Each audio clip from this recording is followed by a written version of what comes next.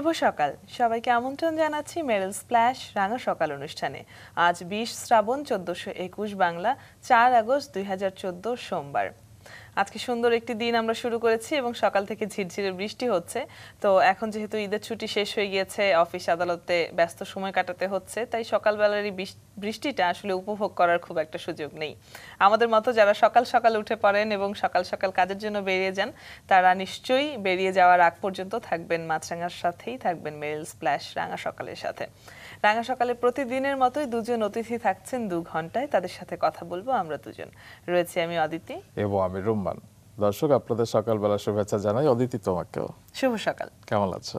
আমি ভালো আছি। ঈদের পর তোমার সাথে আমার প্রথম দেখা এখানে। হ্যাঁ, লাইভে আমরা প্রথম একসাথে এলাম। ঈদ কেমন কাটলো? আমার ঈদ ভালো কেটেছে, তোমার?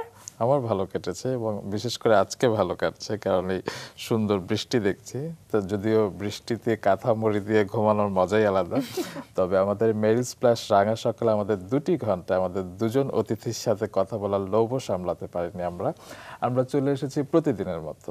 আমাদের সঙ্গে আজ প্রথম ঘন্টায় আমরা কথা বলবো শিক্ষক এবং গবেষক মোহাম্মদ তারিক হাসানের সাথে।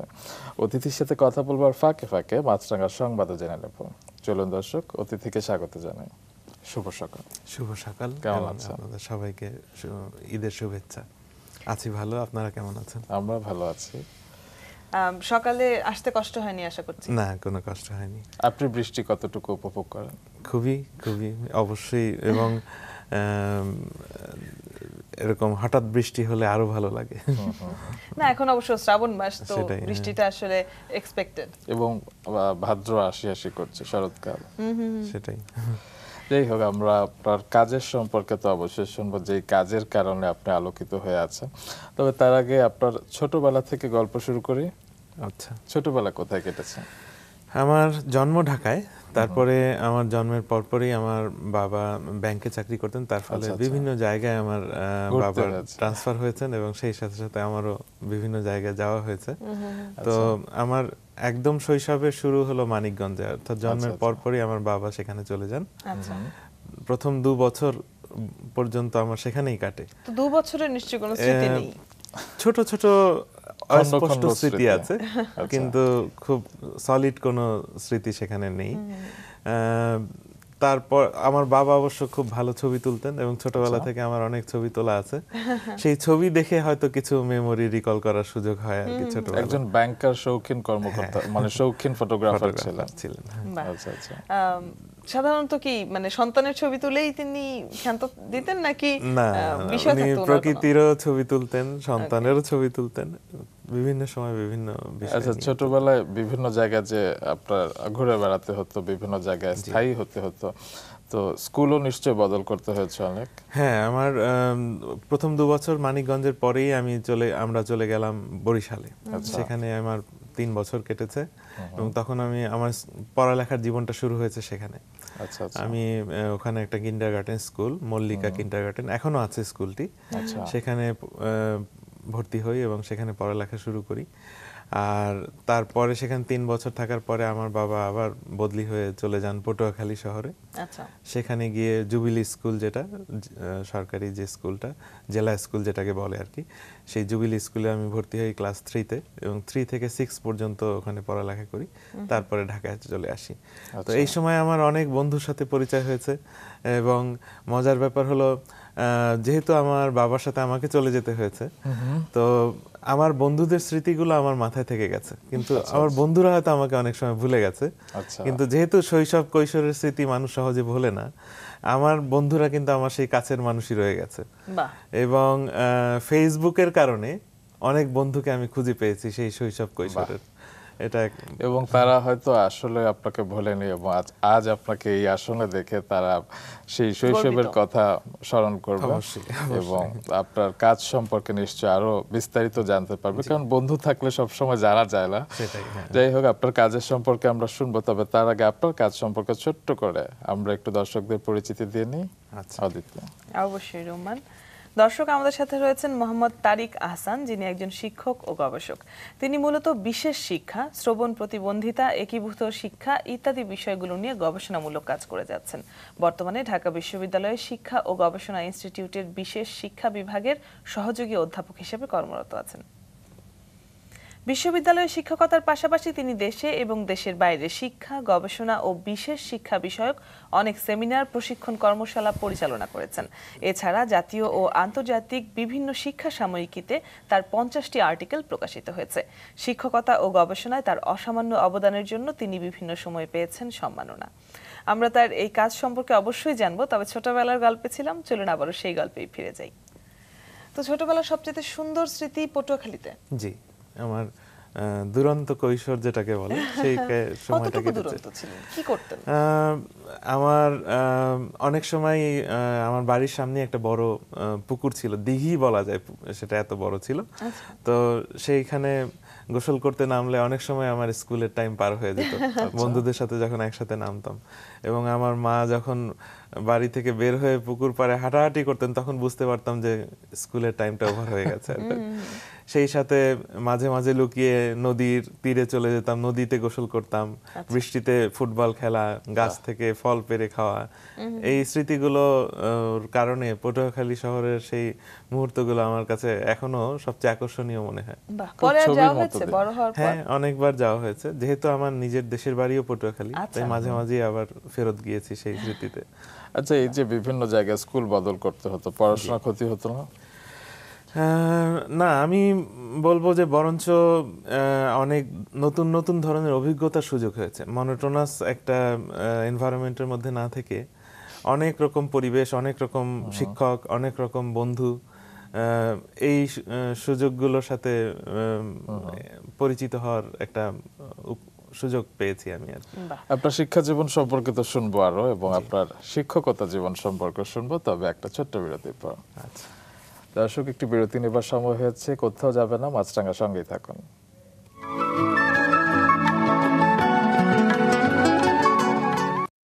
দর্শক, বিরতির পর ফিরে এলাম মেরিল স্প্ল্যাশ রাঙা সকালে। আমরা প্রথম ঘন্টায় আজ কথা বলছি শিক্ষক ও গবেষক মোহাম্মদ তারিক আহসানের সাথে। স্যার, আপনার ছোটবেলার গল্প শুনছিলাম এবং পড়াশোনার গল্প ছিলাম আমরা। একটু পারিবারিক আবহটা সম্পর্কে জানতে চাই, মানে বাবা মায়ের অনুশাসন কিংবা ভাই বোনের মধ্যে যে সখ্যতা, সব মিলিয়ে। আমার মা বাবা ছোটবেলা থেকে আমাকে অনেক স্বাধীনতা দিয়েছিলেন, আমার নিজের ইচ্ছে মতন কাজ করা, খেলাধুলা, আমার পছন্দ মতন বিষয়গুলোকে চুজ করা, সেই বিষয়ে সবসময় আমি স্বাধীনতা পেয়েছি। তো যেটা আমি বলবো যে আমি সৌভাগ্যবান। অবশ্যই অনেক মা বাবাই সন্তানদেরকে হয়তো চাপিয়ে দেন অনেক কিছু, সেটা হয়নি আমার ক্ষেত্রে। আর আমরা দু ভাই বোন, অর্থাৎ আমি আর আমার একটা বোন। আমার ভাই বোনের মধুর সম্পর্ক তো আছেই, সেই সাথে আবার ওর সাথে আমার বয়সের দূরত্বটা একটু বেশি, 5 বছরের ছোট সে আমার, যার ফলে মানে বন্ধুত্বপূর্ণ যে সম্পর্কটা ওইভাবে গড়ে ওঠেনি, কিন্তু ওর প্রতি শাসন, ভালোবাসা, আদর এগুলো সবসময় বড় ভাই হিসেবে ছিল। আচ্ছা, পটুয়াখালীতে তো আপনি পড়াশোনা করেছেন এবং বিভিন্ন জায়গায় আপনার পড়াশোনা হয়েছে, এবং পরবর্তীতে আপনি আইডিয়াল স্কুল অ্যান্ড কলেজ থেকে এসএসসি পাস করেছেন। তারপর কলেজ কোথা থেকে? হ্যাঁ, আমি ওই পটুয়াখালী শেষ করেই ঢাকায় চলে আসি। ঢাকায় আসার পরে প্রথম রাইফেলস পাবলিক স্কুলে ভর্তি হই, বিডিআর এর ভেতরে যে স্কুলটা, সেখানে আমি 2 বছর। আচ্ছা, ঢাকায় আসবার কারণ কি বাবার কারণে? বাবার ট্রান্সফার হওয়ার কারণে সেখানে 2 বছর পড়ার পরে তারপরে আইডিয়াল হাই স্কুলে ভর্তি হলাম, ক্লাস 9, 10 এবং এসএসসি দিলাম সেখান থেকে। এরপরে নটরডেম কলেজে ভর্তি হলাম। আচ্ছা, নটরডেম কলেজ থেকে ইন্টারমিডিয়েট শেষ করলাম। আপনি সায়েন্সে ছিলেন? জি, সায়েন্সে ছিলাম। ঢাকা বিশ্ববিদ্যালয়ে যখন ভর্তি হয়েছিলেন তখন তো জুওলজি নিয়ে বোধহয় আপনি পড়তে চেয়েছিলেন। প্রথম আমি যখন ভর্তি পরীক্ষা দিই ক ইউনিটে, প্রথম জুওলজিতে আমি চান্স পাই এবং ভর্তি হই। এরপরে আমাদের এই শিক্ষা ও গবেষণা ইনস্টিটিউটের শিক্ষা বিষয়ে সম্মান কোর্সটা প্রথম চালু হয় তখন, এবং এটার সার্কুলারটা একটু দেরিতে এসেছিল, সব ডিপার্টমেন্টে ভর্তি শেষ তারপরে। তো তখন আমার বিষয়টির প্রতি একটা আকর্ষণ তৈরি হলো যে যেহেতু প্রথমবারের মতন বাংলাদেশে এই বিষয়টিতে সম্মান কোর্সটি চালু হচ্ছে, নিশ্চয়ই এখানে অনেক কিছু কাজ করার থাকবে। তো সেই আকর্ষণ থেকেই আমার পরবর্তীতে ওই বিশেষ শিক্ষা বিভাগে শিক্ষা গবেষণা ইনস্টিটিউটে ভর্তি হওয়া। আচ্ছা, ছোটবেলায় কি ভেবেছিলেন কি হবেন বড় হয়ে? ছোটবেলা আমার কোনো লক্ষ্য উদ্দেশ্য ছিল না যে আমি অমুকটা হব, এরকম যেমন অনেকের থাকে যে বাংলাদেশে যেটা কমন যে ডাক্তার, ইঞ্জিনিয়ার বা এই ধরনের তার পেশাগুলোর আগে প্রতি ছিল জজ আকর্ষণ। হ্যাঁ, ব্যারিস্টার। জজ ব্যারিস্টার এবং এখন বিবিএমবিএ।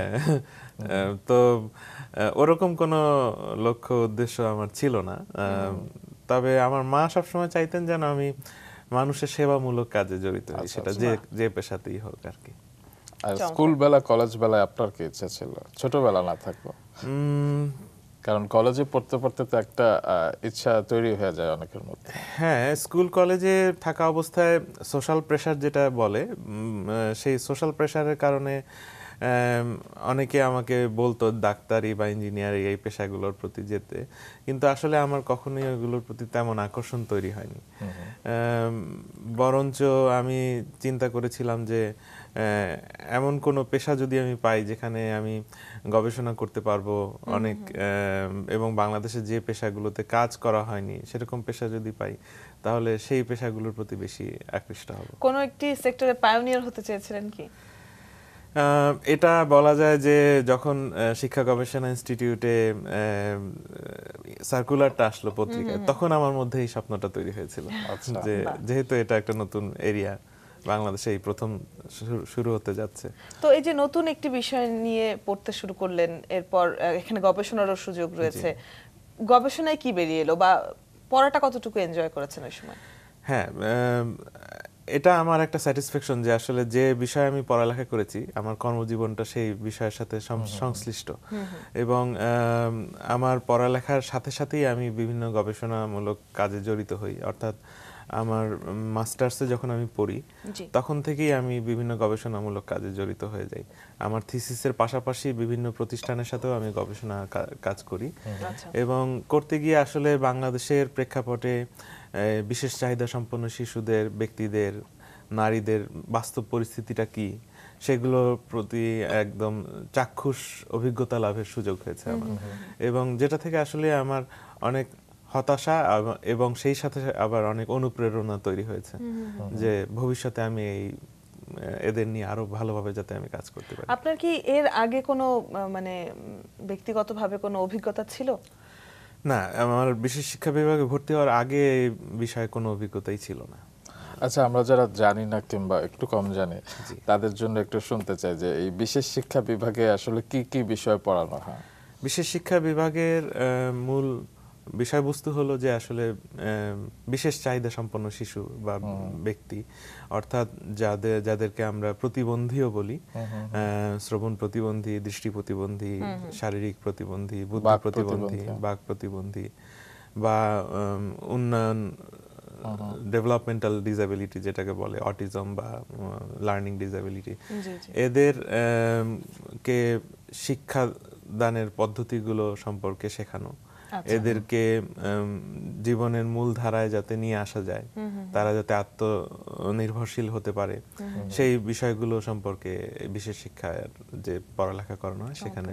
এবং আপনি কোথায় স্পেশালিটি করেছেন শ্রবণ প্রতিবন্ধিতা নিয়ে? আমার আচ্ছা, আপনার স্পেশালিটির এরিয়াতে আমরা আসবো এবং সেই বিষয় নিয়ে বিস্তারিত কথা বলা হবে আরেকটি বিরতির পর।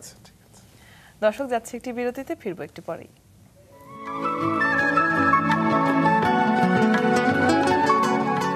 ধন্যবাদ দর্শক আমাদের সাথে থাকবার জন্য।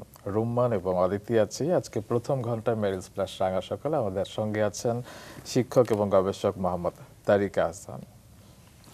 স্যার, আপনার জীবনের গল্প শুনছিলাম, আপনার পড়াশোনার গল্প শুনছিলাম। আপনি শ্রবণ প্রতিবন্ধী বিষয়ে স্পেশালাইজড হয়েছেন, তো এই বিষয়ে আগ্রহ কেন? আপনার তো বিশেষ শিক্ষার যে অনেকগুলো ধাপ আছে, অনেকগুলো বিষয় আছে, এই বিষয়ের প্রতি বিশেষ আগ্রহী হওয়ার কারণ কি? হ্যাঁ, আমাদের যে কোর্সটি অফার করা হয়েছিল সেখানে তৃতীয় বর্ষে গিয়ে আমাদের এই বিভিন্ন ভাগে ভাগ হতে হতো স্পেশালাইজেশনের জন্য। তো আমরা যখন সেই সময়টা ভাগ হব সেই সময় আমাদের একজন শিক্ষক আসলেন ইংল্যান্ডের বার্মিংহাম ইউনিভার্সিটি থেকে পিএইচডি শেষ করে, ডক্টর নিরাফাত আনাম। তো উনি তখন আমাদেরকে যেভাবে শ্রবণ প্রতিবন্ধিতা বিষয়টিকে আমাদের সামনে উপস্থাপন করলেন এবং এটার ফিউচার গোলস এবং অবজেক্টিভস গুলো সম্পর্কে আমাদের ধারণা দিলেন, তখন আমি আকৃষ্ট হলাম যে এই এরিয়াতে আমার অনেক কিছু করার থাকবে হয়তো। তো আচ্ছা। ওনার অনুপ্রেরণাই আমাকে মূলত শ্রবণ বিষয়টি নিয়ে প্রতিবন্ধিতা পড়তে। বিষয়টি নিয়ে পড়তে আগ্রহী করেছে। এই বিষয়টি নিয়ে পড়তে হলে শুরুতে কি সাইন ল্যাঙ্গুয়েজ শিখতে হয়, যেহেতু যারা শুনতে সাইন পান ল্যাঙ্গুয়েজ না? একটি গুরুত্বপূর্ণ পার্ট এটার, কিন্তু সেই সাথে কিভাবে শ্রবণ প্রতিবন্ধিতা হয়, কি কারণে, এবং সেই সাথে এটাকে কিভাবে পরিমাপ করা যায়, অডিওলজি যেটাকে বলে, এবং স্পিচ থেরাপি কিভাবে মুখের কথা আনা যায় শ্রবণ প্রতিবন্ধীদের শুনতে না পেলেও, এই সব বিষয়গুলি এই শ্রবণ প্রতিবন্ধিতা বিষয়ে পড়ানো হয়। আচ্ছা আচ্ছা, আপনাদের পড়াশোনা শেষ হওয়ার পর আপনার প্রথম কর্মজীবন কি শিক্ষকতা পেশায়? না, প্রথম কর্মজীবন হলো একটি গবেষণা প্রতিষ্ঠানে, centre for services and information on disability, CSID সংক্ষেপে। আমি যখন মাস্টার্সে পড়ি তখনই আমি পার্ট টাইম কাজ করা শুরু করি এই প্রতিষ্ঠানটির সাথে একটি গবেষণা কর্মের মাধ্যমে, এবং গবেষণাটি ছিল বাংলাদেশের নারী প্রতিবন্ধীদের পরিস্থিতি নিরূপণ এটার উপরে। তখন গ্রামীণ ব্যাংকের আন্ডারে একটি ছিল, গবেষণা প্রতিষ্ঠান ছিল গ্রামীণ ট্রাস্ট, সেটি এবং সিএসআইডি যৌথভাবে গবেষণাটি পরিচালনা করে। সেটি ছিল আমার জীবনের প্রথম কর্মজীবনের অভিজ্ঞতা। তারপরে এইখানে কাজ করতে গিয়ে তাহলে তো বেশ ভাইটাল কিছু ইস্যু উঠে আসার কথা।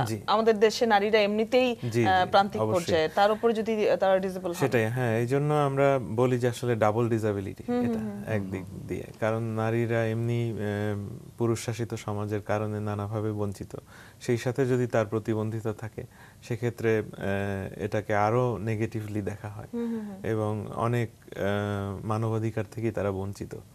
তো এই বিষয়গুলো উঠে এসেছিল সেই গবেষণাটিতে। আচ্ছা, এরপর শিক্ষকতায় আসা কবে? আমি সিএসআইডিতে কাজ করি 2 বছর, এবং 2001 সালে আমার যে সুপারভাইজার ছিলেন ডক্টর নিরাফত আনাম, উনি ক্যান্সারে আক্রান্ত হয়ে মারা যান। এবং সেই সময় আমার একটি স্কলারশিপ হয় সিএসআইডিতে থাকা অবস্থায়, অস্ট্রেলিয়ান গভর্নমেন্টের স্কলারশিপ মাস্টার্স করার জন্য। তো তখন যে আমাদের ফাউন্ডিং চেয়ারম্যান ছিলেন প্রফেসর সুলতানা সারাতারাজামান, যিনি ডক্টর নাইলা জামানের মা এবং কর্নেল নুরুজ্জামানের ওয়াইফ, তো উনি রিকোয়েস্ট করলেন যে তোমার স্কলারশিপটা ছেড়ে দিয়ে তুমি আমাদের ডিপার্টমেন্টে জয়েন করো, কারণ কেউ নেই এখন চালানোর, তোমরাই প্রথম ব্যাচ বের হয়েছো, যারা অলরেডি কন্টিনিউ করছে পড়ালেখায় তাদের পড়ালেখাটা বন্ধ হয়ে যাবে, এই হিয়ারিং ইম্পেয়ারমেন্ট এরিয়াতে আর স্পেশালাইজেশন করতে পারবে না অনেকদিন। তো তখন তার রিকোয়েস্টে আমি এই স্কলারশিপটি ছেড়ে দিয়ে পার্ট টাইম হিসেবে জয়েন করি 2001 ডিসেম্বরে। আচ্ছা, তারপরে 1.5 বছর পরে আমার ফুল টাইম এমপ্লয়মেন্ট হয় আর কি। তো এটা একটা আফসোস ছিল না যে আর একটু উচ্চতর পড়াশোনার সুযোগ হাতছাড়া হয়ে গেল? না, আমার কনফিডেন্স ছিল যে আমার হয়তো এই স্কলারশিপ আরো হবে, এবং হয়েছে। জয়েন করার 1 বছর পরেই 2003 সালের ডিসেম্বরে আবার আমাকে সেম স্কলারশিপটি অফার করা হয় অস্ট্রেলিয়ান গভর্নমেন্ট থেকে। 2004-এ আমি মাস্টার্স করতে যাই অস্ট্রেলিয়ায়। আচ্ছা, এই যে আপনি যে জয়েন করলেন তারপর এখন পর্যন্ত আছেন, জি, তো সেই সময় এবং এই সময় ঢাকা ইউনিভার্সিটিতে এই আপনার ডিপার্টমেন্টের সার্বিক অবস্থাটা কি? এখন কি কিছুটা হলো শিক্ষক বেড়েছে কিংবা? হ্যাঁ, শিক্ষকের সংখ্যা বেড়েছে, আমাদের টিচিং লার্নিং অ্যাপ্রোচগুলো অনেক বেশি আধুনিক হয়েছে। গ্লোবালাইজেশনের ফলে আমাদের ওভারঅল ইনফরমেশনের যে অ্যাক্সেস সেটি বেড়েছে, স্টুডেন্টদের আগের তুলনায় অনেক বেশি ফ্যাসিলিটিস বেড়েছে, যার ফলে সার্বিক মান অনেক বেড়েছে। গবেষণার সুযোগ কি বেড়েছে? গবেষণার সুযোগ আমি যদি বিশ্ববিদ্যালয়ের আঙ্গিকে বলি যে না, সেই ক্ষেত্রে আমরা এখনো কিছুটা পিছিয়ে আছি, কারণ আমাদের অনেক ক্ষেত্রে বরাদ্দ আছে, কিন্তু গবেষণার ক্ষেত্রে বিশ্ববিদ্যালয়ের বরাদ্দগুলো এখনো আশানুরূপ নয়, যার ফলে মানসম্মত গবেষণার সুযোগগুলো অনেকটাই কম। তবে বেসরকারি পর্যায়ে অনেক ধরনের গবেষণা হচ্ছে। আমরা একটু শ্রবণ প্রতিবন্ধিতা সম্পর্কে জানতে চাইবো। শ্রবণ প্রতিবন্ধিতা সাধারণত কোন কারণগুলোতে হয়? অনেকে তো জন্মগতভাবেই প্রতিবন্ধিতা নিয়ে জি, জন্মায়। মূলত দুইটা ভাগে ভাগ করা যায়, একটা হলো জন্মগত বা জন্মকালীন সময়ে এটা একটা ভাগ, আর একটা হলো যে জন্ম পরবর্তী সময়, অর্থাৎ একজন মানুষ স্বাভাবিক শ্রবণ ক্ষমতা নিয়েই জন্ম নিয়েছে কিন্তু পরবর্তীতে কোনো কারণে তার শ্রবণ প্রতিবন্ধিতা। এই ব্যাপারটা তাহলে আমরা একটু বিস্তারিতই জানবো সংবাদ জেনে আসার পর। আচ্ছা, ঠিক আছে। দর্শক, সময় হয়েছে মাছরাঙা সংবাদের। আর সংবাদ জানতে আমরা চলে যাব নিউজ স্টুডিওতে। সেখানে আমাদের জন্য আজকে অপেক্ষা করছে সাবরিনা। সাবরিনা, ধন্যবাদ। আপনাদের ধন্যবাদ। দর্শক, মাছরাঙা সংবাদ নিয়ে এসে আমরা আবারও ফিরে এলাম মেরিল স্প্ল্যাশ রাঙা সকালে। আজ আমরা প্রথম ঘন্টায় আছি শিক্ষক এবং গবেষক মোহাম্মদ তারিক হাসানের সাথে। স্যার, আপনার কাজের ক্ষেত্র নিয়ে কথা বলছিলাম, শ্রবণ প্রতিবন্ধিতার নিয়ে। জি, আমার প্রশ্নটা ছিল যে কি কি ধরনের শ্রবণ প্রতিবন্ধিতা হতে পারে এবং এটার কারণ কি? প্রতিকারের চাইতে আগে আমরা যদি একটু প্রতিরোধের কথাগুলো জানতে পারি। হ্যাঁ, আমি বলছিলাম যে মূলত দুটো ভাগে ভাগ করা যায়। একটা হলো জন্ম পূর্ববর্তী বা জন্মকালীন সময়টাকে, যেটাকে কনজেনিটাল হিয়ারিং লস বলা হয়, আর একটা হলো জন্ম পরবর্তী অ্যাকোয়ার্ড অর্জিত শ্রবণ প্রতিবন্ধিতা। তো এটার পেছনে যেমন অনেক জেনেটিক কারণ আছে, ক্রোমোজোমাল কারণ আছে, তেমনি এনভায়রনমেন্টাল অনেক কারণও আছে। যেমন জেনেটিক বা ক্রোমোজোমাল যেগুলো, সেগুলো হয়তো আমরা রোধ করতে পারবো না, কিন্তু যেগুলো এনভায়রনমেন্টাল কজ, সেগুলো অনেক কিছু রোধ করা সম্ভব। যেমন অনেক সময় কারখানার পাশে অনেক জি, সময় এনভায়রনমেন্টাল পলিউশনের কারণে হয়, তারপরে মায়ের কোনো ঔষধের ওভারডোজের ফলে হয়, সাইড এফেক্ট হিসাবে হয় অনেক অ্যান্টিবায়োটিকের, যেগুলো সম্পর্কে যদি ডাক্তার মাকে সচেতন না করেন প্রেগনেন্ট অবস্থায়, তাহলে হয়তো শিশু জন্ম নিলে তখন শ্রবণ প্রতিবন্ধিতা দেখা দিবে। তেমনি জন্মকালীন সময় যদি কোনো ট্রমা হয় শিশুর, সে সময়ও তার শ্রবণ প্রতিবন্ধিতা হতে পারে। আর জন্ম পরবর্তী সময়েও কোনো ঔষধের পার্শ্ব প্রতিক্রিয়া, অতিরিক্ত নয়েজ এর এক্সপোজড হওয়া, যেমন আমাদের ঢাকা শহরে প্রচুর নয়েজ পলিউশন হয়, তো এগুলোর ফলেও শ্রবণ প্রতিবন্ধিতা হতে পারে। তো যেটা হচ্ছে জন্মের পূর্ববর্তী সময় থেকে যেটা শ্রবণ প্রতিবন্ধিতা নিয়ে যেসব শিশুরা জন্মায়, তাদের ক্ষেত্রে তাহলে প্রতিরোধের ব্যবস্থা কি? মানে যেটা জেনেটিক, সেটার ক্ষেত্রে তো কিছু করা যাচ্ছে না, কিন্তু অনেক সময় ডাক্তাররা যদি নিজে থেকে উইলিংলি না বলেন, কোনো ওষুধের ওভারডোজের কথাই আপনি বলছিলেন, কিংবা সাইড এফেক্টের কথা, সেক্ষেত্রে আমাদের দেশের অনেক মায়েরা এখনো অতটুকু শিক্ষিতও নন, সেক্ষেত্রে কি হবে? আপনাদের কি কোনো সচেতনতামূলক কর্মসূচি? হ্যাঁ, সচেতনতামূলক কর্মসূচি বিভিন্ন সরকারি এবং বেসরকারি দুটো পর্যায়ে পরিচালিত হচ্ছে। বিশেষ করে আমাদের আর্লি চাইল্ডহুড এডুকেশনের যে কার্যক্রমগুলো চলে, এখন কিন্তু প্রেগনেন্ট মাদেরকেও সেই কার্যক্রমের মধ্যে নিয়ে আসা হয়েছে।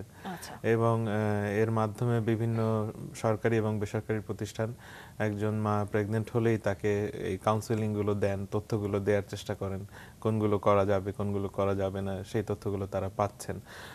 বলা যায় যে আগের তুলনায় অনেক বেশি এখন সচেতনতা তৈরি হয়েছে, কিন্তু তারপরও আমাদের যে পপুলেশন সাইজ, সেটা চিন্তা করলে আমরা বলতে পারি যে এখনো সবার কাছে পৌঁছানো সম্ভব হয়নি। জেনারেলি আমরা যেটা দেখি যে যারা শ্রবণ প্রতিবন্ধী, তারা একই সাথে বাক ও শ্রবণ প্রতিবন্ধী হন। তো যারা জন্মের পরে কোনো দুর্ঘটনাবশত কারণে প্রতিবন্ধী হয়ে যান, শ্রবণ প্রতিবন্ধী, তারাও কি আসলে বাক প্রতিবন্ধী হয়ে যান সেই সাথে? মূলত যদি জন্ম থেকেই কেউ শুনতে না পায়, তাহলে সে বলতে পারে না, এটাই স্বাভাবিক। কারণ আমরা শোনার মাধ্যমেই শিখি, আগে শুনি তারপরে শিখি। কিন্তু কেউ যদি তার ল্যাঙ্গুয়েজ লার্নিং এর যে বয়সটা, অর্থাৎ জন্মের পর থেকে প্রথম 6 বছর বলা যায় সবচেয়ে ভাইটাল টাইম, এই সময়টায় তার শ্রবণ প্রতিবন্ধিতা যদি না থাকে, পরবর্তীতে যদি তার শ্রবণ প্রতিবন্ধিতা হয়, সেক্ষেত্রে কিন্তু তার ভাষার বিকাশে কোনো সমস্যা হবে না। অর্থাৎ সে স্বাভাবিকভাবেই কথা বলতে পারবে, কিন্তু হয়তো শুনতে পাবে না। আপনি পিএইচডি করছেন বর্তমানে এবং আপনার গবেষণার কাজ বোধহয় শেষ পর্যায়ে আছে। হ্যাঁ, আমার পিএইচডি বিষয়বস্তু অলরেডি সাবমিট করেছি আমি। আচ্ছা আচ্ছা। গত মাসেই সাবমিশন ছিল আমার, এবং আমার বিষয়বস্তু ছিল pre service teachers preparedness for inclusive education in Bangladesh. তার মানে যদি বাংলায় বলা যায় যে আমাদের দেশের শিক্ষকদের প্রাক চাকুরিকালীন অবস্থায় একীভূত শিক্ষার প্রস্তুতির ব্যাপারে যে পরিস্থিতি সেটি বিশ্লেষণ করা। এই একীভূত শিক্ষা বিষয়টি নিয়ে একটু ডিটেইলস বিস্তারিত শুনতে চাই। একীভূত শিক্ষা একটি শিক্ষার ধারণা বা প্রক্রিয়া বলা যায়, যে প্রক্রিয়াটা এক্সপেক্ট করে যে শিক্ষার গুণগত মান উন্নয়নের মাধ্যমে সব ধরনের শিশুদের মানসম্মত শিক্ষা নিশ্চিত করা। সেখানে প্রতিবন্ধী শিশু থাকবে, আদিবাসী বা সুবিধাবঞ্চিত শিশু যারা, বা জেন্ডার সমতা অর্থাৎ জেন্ডারের কারণে বায়াসনেসের ফলে যদি কেউ এডুকেশনে না আসতে পারে তাদেরকে নিয়ে আসা, এবং আনার মাধ্যমে একটি ডাইভার্সিটি ফোকাসড ক্লাসরুম তৈরি করা, যেখানে সব শিশুদের চাহিদা একই ক্লাসরুমে পূরণ করা সম্ভব হবে। আমাদের মানে সংবিধান কিংবা আমাদের যে সরকারি নিয়ম সেটা তো প্রতিবন্ধী শিশুদেরকে নর্মাল স্কুলে পড়ার অনুমতি দেয়। জি, দেয়। তারপরেও এই যে বিভিন্ন জায়গাগুলোতে প্রতিবন্ধীদের জন্য আলাদা স্কুল তৈরি হয় এবং সাধারণত সেসব বাচ্চাদেরকে এনকারেজ করা হয়, বাবা মাকে এনকারেজ করা হয় যে ওরকম স্কুলেই বাচ্চাদেরকে পাঠানোর জন্য। এই ব্যাপারে কি আপনারা কোনো উদ্যোগ নিয়েছেন, কোনো ধরনের মোটিভেশনাল? হ্যাঁ, এগুলোর ব্যাপারে কাজ চলছে, এবং একটা দিক দিয়ে আমাদের দেশ বলা যায় যে সম্পদের স্বল্পতার কারণেই হয়তো সুবিধাজনক পর্যায়ে আছে। সেটা হলো যে বিশেষ স্কুলগুলো বা স্পেশাল স্কুল যেগুলো আমরা বলি, সেগুলো মূলত শহর কেন্দ্রিক আমাদের দেশে। গ্রাম পর্যায়ে এখন পর্যন্ত ওই ধরনের ফ্যাসিলিটিসগুলো গড়ে ওঠেনি, যেটা উন্নত বিশ্বে তৈরি হয়ে গেছে।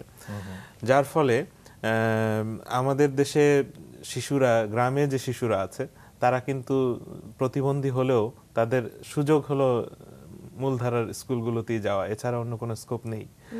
মূলত শহর কেন্দ্রিক শিক্ষা ব্যবস্থায় স্পেশাল স্কুল এবং রেগুলার স্কুল দুটোই আছে, এবং সেক্ষেত্রে আমাদেরকে এখন কাজ করতে হচ্ছে যাতে করে স্পেশাল স্কুলগুলো বাচ্চাদেরকে যেন আলটিমেটলি